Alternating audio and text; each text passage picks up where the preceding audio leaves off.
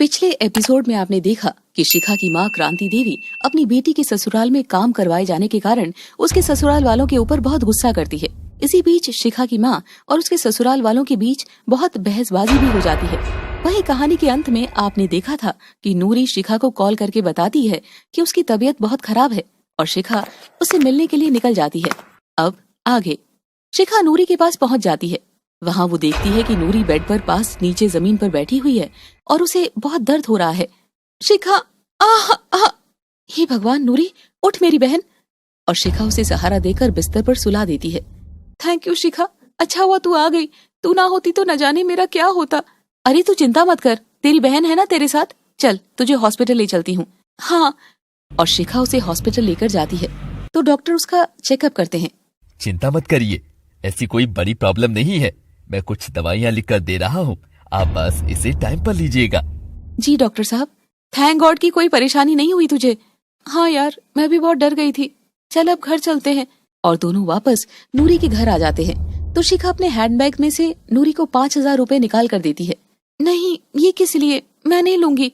चुपचाप रख ले पैसे, अभी तो मेरे पास इतने ही है, मैं कुछ दिन के बाद तुझे 30,000 रुपए दे देती हूँ। लेकिन शिखा, तेरी तबीयत भी ठीक नहीं है तो तेरे काम आ जाएंगे। अरे नहीं नहीं शिखा, तूने वैसे भी बहुत कुछ किया मेरे लिए, और कितना पैसा देगी तू मुझे, अब तो मुझे शर्म आने लगी है। अरे तू चिंता मत कर, छोटू देवर जी से मैंने तेरे लिए कोई अच्छी जॉब ढूंढने के लिए कहा है। अच्छा, थैंक यू शिखा, वैसे तेरा देवर बहुत अच्छा है। हाँ, मेरे ससुराल में तो सब अच्छे ही हैं। हाँ वाकई में। हाँ, लेकिन तेरे बारे में मैंने सिर्फ छोटू देवर को ही बताया है। सुभाष जी को ये सब बातें बताने में मुझे थोड़ा डर लग रहा था। कोई बात नहीं, जैसा तुझे ठीक लगे। अच्छा सुन, अब मैं घर चलती हूँ, काफी देर हो गई यहाँ आए को। हाँ जा, अब घर वाले इंतजार कर रहे होंगे। शिखा अपने घर वापस आ जाती है। घर पर उसकी सास निर्मला उसी का इंतजार कर रही थी। उसके पास एक ज्वेलरी बॉक्स रखा हुआ था।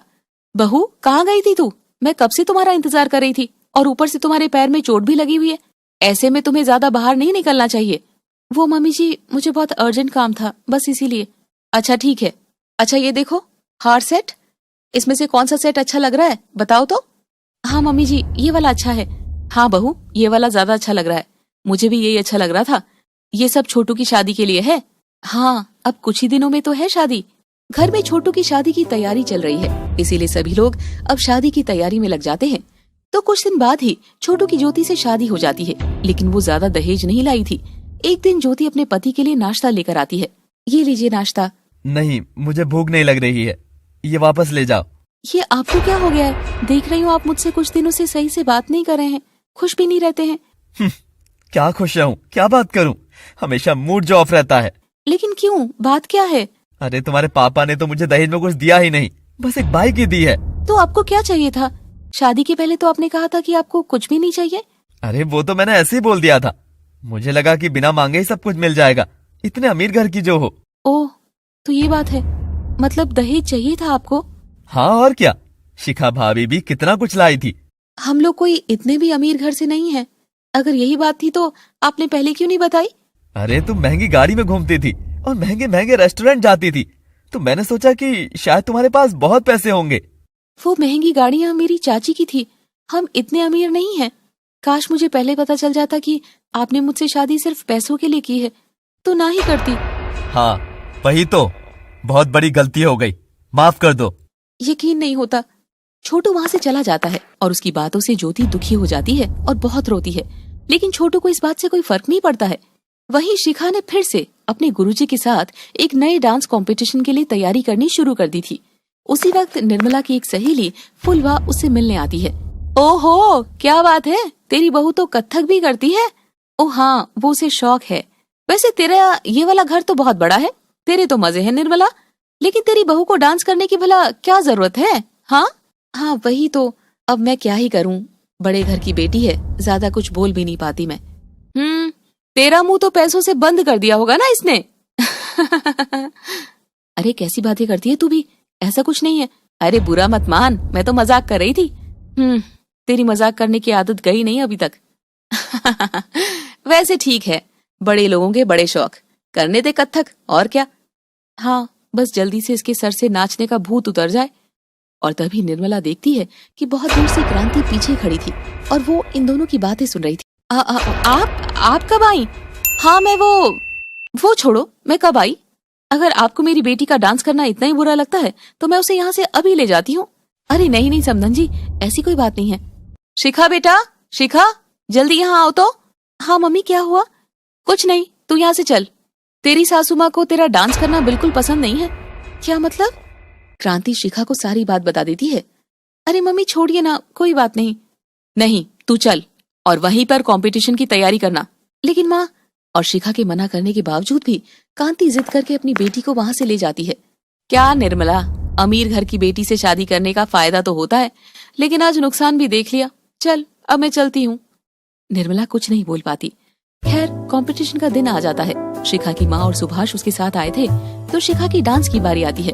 गुड लक शिखा। हाँ नाटक देखो इसका। हाँ मैं जाती हूँ, मेरी बारी आ गई है। और शिखा अपना परफॉर्मेंस देती है। थोड़ी देर में विनर भी घोषित हो जाता है और विनर कोई और नहीं बल्कि शिखा ही होती है। ये वाह, आई एम सो हैप्पी। वाह बेटा वाह। बहुत बहुत बधाई शिखा। तूने तो आज हमारा नाम रोशन कर दिया बेटा। भले ही कोई खुश हो या ना हो, मैं तो तेरे लिए बहुत खुश हूँ। हाँ। ये बात सुनकर शिखा के पति को अजीब तो लगता है, लेकिन वो कुछ नहीं बोलता क्योंकि उसे पता था कि बोलने से कोई फायदा नहीं होगा। खैर ऐसे ही कुछ दिन और बीत जाते हैं और एक दिन शिखा के ससुराल वाले और मायके वाले मिलकर घूमने के लिए किसी हिल स्टेशन पर जाते हैं। वाह क्या नजारा है। हाँ पापा बहुत सुंदर है। तभी सुभाष शिखा को फोटो क्लिक करवाने के लिए बुलाता है। शिखा यहाँ आओ, फोटो क्लिक करवाते हैं। हाँ आ रही हूँ। हाँ हमें तो कोई पूछ ही नहीं रहा, मुंह उठाए खड़े हैं बस। अरे क्यों खामखा अपना मूड खराब कर रही हो, यहाँ भी खुश हो जाओ थोड़ी। हाँ आप तो चुप ही रहिए, मैं तो ऐसे ही करूंगी। तभी छोटू भास्कर के पास आता है और मोबाइल में फोटोज दिखाने लगता है। अरे अंकल जी ये देखिए तो फोटो कैसी आई है। आंटी आप भी देखिए। मुझे नहीं देखनी, मैं जा रही हूँ दूसरी तरफ। कांति उन लोगों से थोड़ी दूर दूसरी जगह पर चली जाती है और गुस्से में बड़बड़ा रही थी। हाँ मेरी बेटी को मुझसे दूर कर दिया इन लोगों ने। इस छोटू को भी अभी आना था इनके पास, ना ही आती मैं यहाँ घूमने। और तभी वहाँ पीछे से कोई आता है और कांति को धक्का दे देता है। वो पहाड़ की ढलान पर गिर जाती है। आह बचाओ कोई। खुशकिस्मती से सुभाष वहाँ सही टाइम पर आ जाता है और अपनी सासू माँ का हाथ पकड़ लेता है। नूरी यहाँ। दरअसल धक्का देने वाली कोई और नहीं बल्कि नूरी थी और सभी लोग वहाँ भाग कर आते हैं, लेकिन तब तक नूरी वहाँ से भाग जाती है। खैर क्रांति की जान बच गई थी। मम्मी आप ठीक तो है ना? हाँ बेटा, आज दामाद जी ना होते तो मैं जिंदा नहीं बचती। बहुत बहुत शुक्रिया दामाद जी। इसमें शुक्रिया कैसा, ये तो मेरा फर्ज था सासू माँ। और इस तरह क्रांति को अपनी गलती का भी एहसास हो जाता है। खैर सभी अगले दिन घर पहुंच जाते हैं और घर पहुंचते ही इंस्पेक्टर छोटू को गिरफ्तार कर लेते हैं और सभी को नूरी के कन्फेशन के बारे में बताते हैं। नूरी ने बोला कि उसे आपसे बहुत नफरत है। वो आपको रास्ते से हटाना चाहती थी ताकि वो शिखा को बेवकूफ बनाकर आराम से पैसे लेती रहे। क्या? आप उसके रास्ते का कांटा थी। और इसके साथ ही आप सभी को बता दूं कि ये साबित हो चुका है कि नूरी ने पूरे होश में अपने बॉयफ्रेंड प्रीतम का साथ दिया था। ये सब उसने झूठ बोला था कि उसने प्रीतम के डर से सब किया था। वो तो प्रीतम पकड़ा गया था, इसलिए नूरी ने उस पर सारे इल्जाम डाल दिए थे। क्या? पर मैं तो उसे माफ करने वाली थी, लेकिन ये तो बहुत बड़ी बदमाश निकली। हाँ यकीन नहीं होता कि हमारी अपनी होकर भी उसने ऐसा किया। लेकिन इंस्पेक्टर साहब मेरे बेटे ने क्या किया है, इसे तो छोड़ दो। निर्मला जी, आपके छोटे बेटे छोटू ने नूरी का हर जुर्म में साथ दिया था। छोटू नूरी से मिलने उसके रेंटेड फ्लैट में जाया करता था। वो उसके प्यार में डूब चुका था। बस नूरी ने इस बात का फायदा उठाया और उसके साथ क्रांति जी को मारने का प्लान बनाया। क्या? और छोटू ने ये भी बोला है कि आप लोग उसे हमेशा निकम्मा समझते थे और उसके नए बिजनेस के लिए पैसा लगाने के लिए तैयार नहीं थे। हाँ इंस्पेक्टर साहब, क्योंकि उसने वैसे ही हमारे 45 लाख रुपए डुबो दिए थे। छोटू बेटा तूने ऐसा क्यों किया? तूने अपनी माँ के बारे में एक बार भी नहीं सोचा? संभाल निर्मला, अपने आप को संभाल। हाँ माँ चुप हो जाओ। छोटू सर झुकाए खड़ा था। पुलिस उसे ले जाती है और सभी लोग निर्मला को सांत्वना देते हैं। वहीं शिखा को ज्योति के लिए बहुत बुरा लगता है। ज्योति भी बहुत दुखी थी।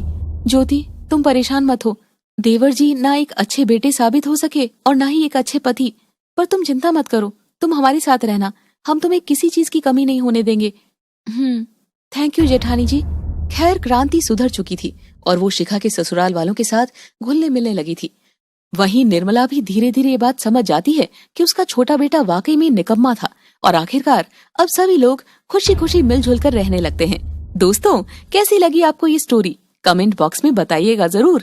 Thank you, keep watching.